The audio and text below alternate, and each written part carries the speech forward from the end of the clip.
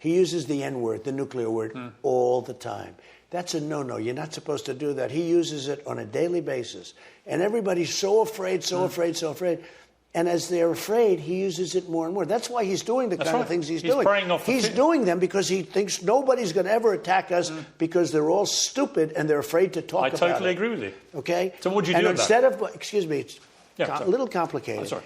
Instead of, kowtowing, instead of Biden saying, oh, he's got nuclear weapons. He keeps saying he's got we have better weapons. We have the greatest submarine power in history. So what would you say and do? I would say we have far more than you do, far more powerful than you, and you can't use that word ever again. You cannot use the nuclear word ever again. And if you do, we're going to have problems. My reading of what you've been saying is that when you were talking to Putin, when you were president, and he was talking about potentially invading Ukraine, that you threatened him with your nuclear capability. I threatened him like he has never been threatened before. Did you threaten to use nuclear weapons? I don't want to say that. I threatened him like he has never been threatened before. What's your message for Putin now, right now? If you could talk to him, what would you say to him? I would say it's a shame what you've done. You're killing, I think potentially, look, if these people aren't smart, and they're not, our leaders are not smart. If they're not smart, you're going to end up in a nuclear war. This is just the beginning. This is the beginning. And I've been the best predictor of things ever. Now, it doesn't have to happen. It shouldn't happen. But if our people aren't smart, you're going to end up in a nuclear war. So what's your message to him? I think they're dealing with... If he's watching this interview, and he will be, look, what would you say to him? I think they're dealing with him incorrectly.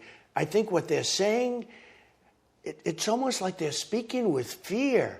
And they don't understand. We have one weapon alone that would destroy everything. Should Putin get out of Ukraine right now? They should make a deal, and they can make a deal, and they should do it fast. When people look back on this period of time, we're going to be ashamed at what we've done or what we haven't done to stop this catastrophe. This is a catastrophe.